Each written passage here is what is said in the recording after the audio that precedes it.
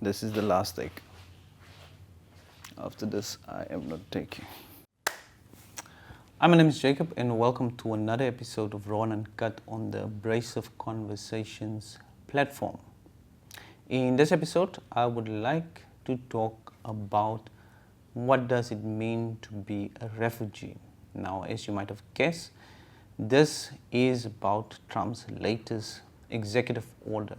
In his latest executive order, he is stopping all funding to South Africa, and he is giving refugee status to Afrikaner people.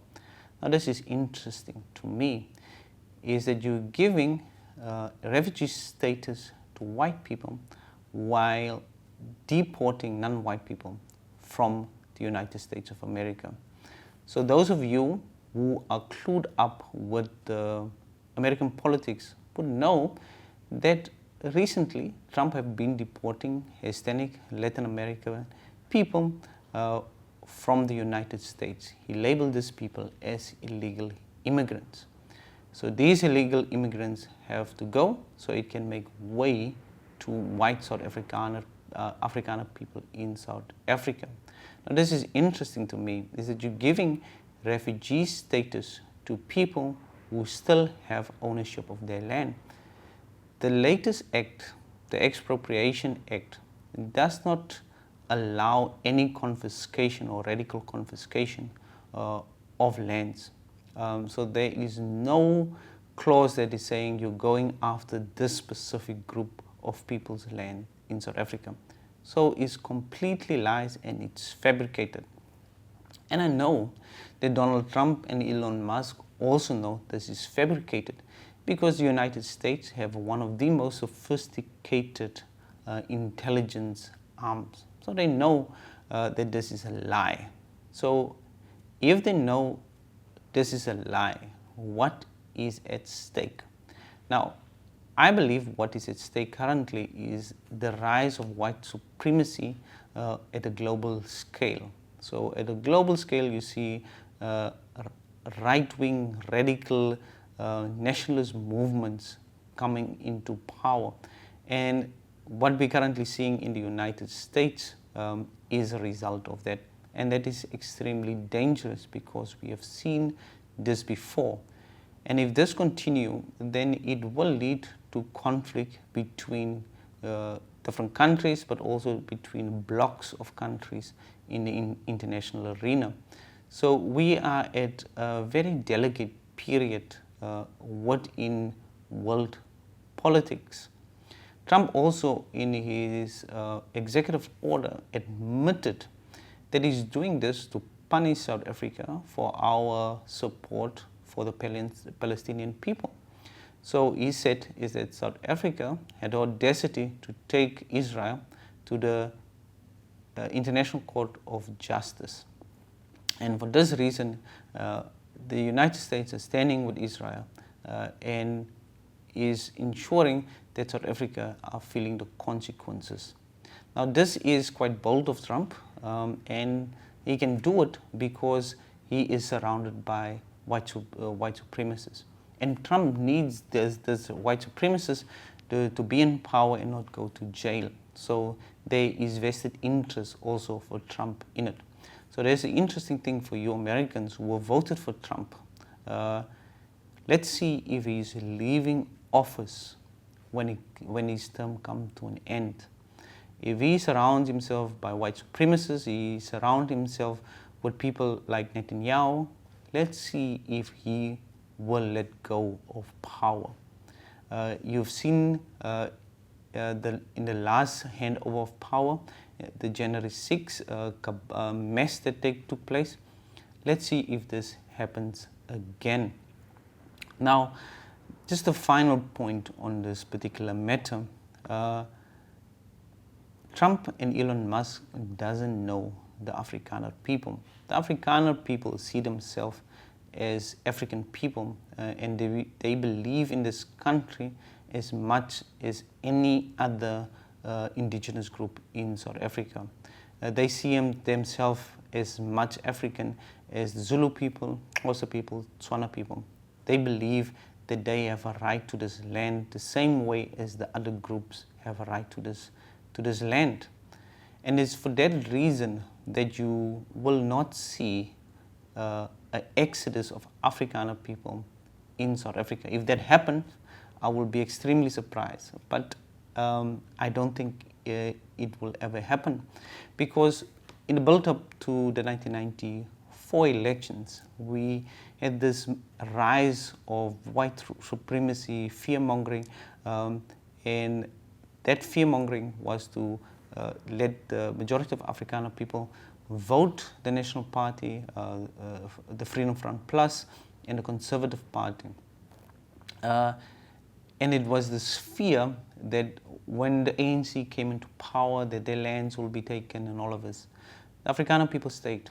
There was a number of white people, I'm not saying this is Afrikaner people, a number of white people who left South Africa, but it was not the majority. It was, if we look at the total number of white people compared to who left, then I would say it's a handful. It's not a lot of people who left. And they left because they were seeking better economic opportunities in countries like Australia, Canada, and New Zealand. So the majority of Afrikaner people stayed. And this is what Trump and Elon Musk are forgetting, is that the Afrikaner people see themselves as African, they see themselves as South Africans. They play rugby for this country. They are fighting for this country. Many of them are in the South African Defence Force. Many of them are police officers. Many of them are working in hospitals. Many of them are social workers. They are completely integrated in the South African society. So the Afrikaner people are as part and parcel of the South African post-apartheid system the same way as any other group in South Africa.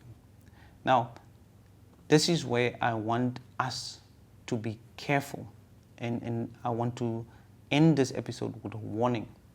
We must guard against any form of racial division in South Africa.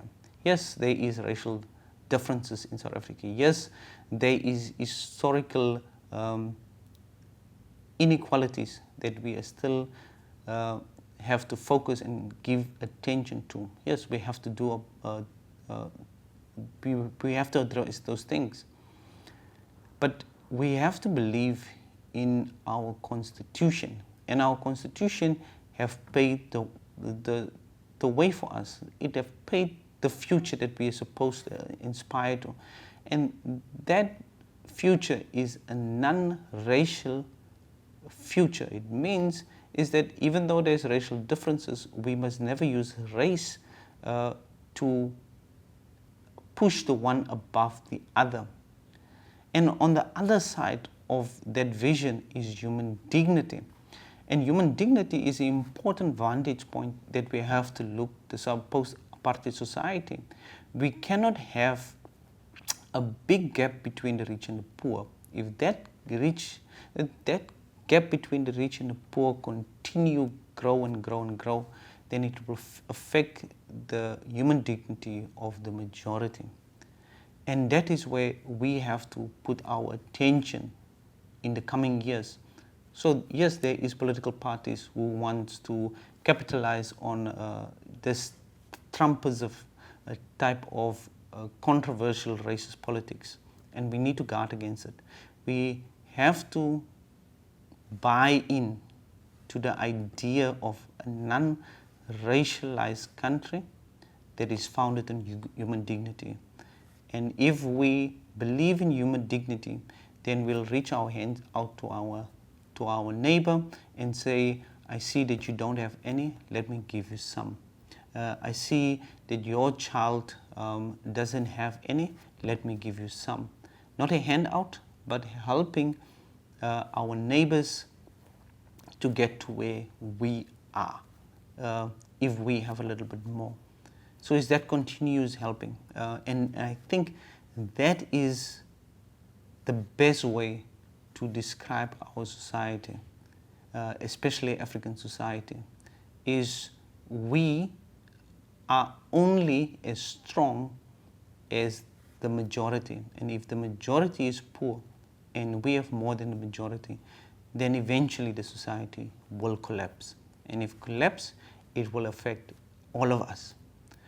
And with that, I want to end this particular segment. People, thank you for watching, and I'm asking you, go out there and please be a decent South African, who are founded by non-racialism and by human dignity. Human dignity will take us where we need to be in the future. Thank you for watching, and we'll see each other again. Bye-bye.